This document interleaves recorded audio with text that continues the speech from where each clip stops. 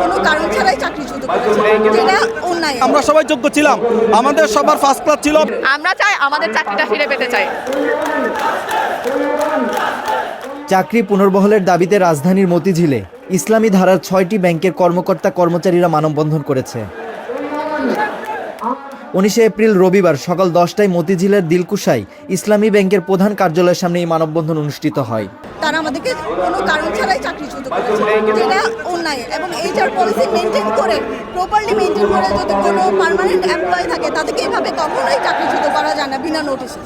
আমাদের যাদেরকে চাকরিচ্যুত তারা করছে, আমরা সবাই যোগ্য ছিলাম, আমাদের সবার ফার্স্ট ক্লাস ছিল। ব্যাংকিং ডিপ্লোমা আমরা একবার পাস করি, সো আমরা চাইবো এই অযোগ্য অবৈধ ম্যানেজমেন্ট এরা তাড়াতাড়ি চলে গিয়ে আমাদেরকে ব্যাংকে আসার সুযোগ করে দিক। আমরা গ্রাহকদেরকে সুন্দর করে সার্ভিস আবার দেওয়ার জন্য আমরা প্রস্তুত। ৫ আগস্টের পরে সবগুলো আর্থিক প্রতিষ্ঠান একটা গোষ্ঠী মত সৃষ্টির মাধ্যমে দখল করে, ঠিক আছে? তো এরপর থেকেই শুরু হয় আমাদের উপর বিভিন্ন রকমের চাপ দেয়া, আমাদেরকে বিভিন্ন টার্গেট দেয়া হতো, বিভিন্ন কিছু দেয়া হতো, আমরা সব কিছুই ফুলফিল করতাম। এখন ওনারা কোনোভাবে আমাদেরকে দমাতে পারছিল না। এরপরে তারা কি করলো, তারা আমাদেরকে কোনো নোটিশ ছাড়াই টার্মিনেশন লেটার ধরিয়ে দিল একদিন অফিসে গিয়ে। তো আমরা আমাদের চাকরিটা ফিরে পেতে চাই। প্রায় 10,000 ব্যাংকার আমরা হচ্ছে আমাদের পরিবারের একমাত্র আর্নিং পার্সন। আর ওনারা আমাদেরকে যে চাকরিচ্যুত করেছে, ওনারা রিজন দেখিয়েছে আমরা অর্ধশিক্ষিত। এই দোষটা আমরা ওই নির্দিষ্ট রাজনৈতিক গোষ্ঠীকে দিতে চাই। এটা প্রশাসনও জানে, সবাই জানে ব্যাংক কারা দখল করেছে।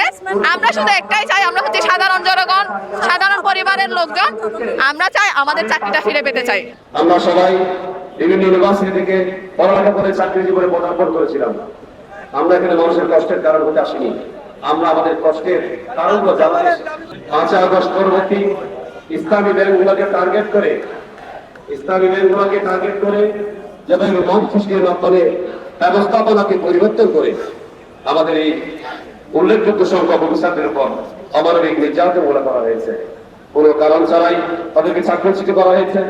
আমরা আমাদের কর্মসংস্থানকে যেখানে অ্যাকোমোডেশন করার কথা ছিল, কর্মসংস্থান বৃদ্ধি করার কথা ছিল, মানুষের রিজিকের সংস্থানের ব্যবস্থা করার কথা ছিল, সেখানে রিজিক কেড়ে নেওয়ার যে দৃষ্টান্ত স্থাপন করা হয়েছে, যেটা অতীতে কখনো ছিল না বাংলাদেশে, বিশ্বের কোন দেশে ছিল না। আপনারা জানেন একেবারে প্রায় 8 থেকে 10,000 কর্মচারী কর্মকর্তাকে কর্মচ্যুত করা হয়েছে। আপনারা চিন্তা করেছেন কি পরিমাণ মানব জীবন যাপন করা হয়েছে। মানববন্ধন থেকে কর্মকর্তা কর্মচারীরা সরকারের কাছে অবিলম্বে চাকরির পুনর্বহালের দাবি জানান। একই সঙ্গে ব্যাংকের পরিচালনা পর্ষদ ও শীর্ষ কর্মকর্তাদের পদত্যাগের দাবিও উত্থাপন করেন তারা।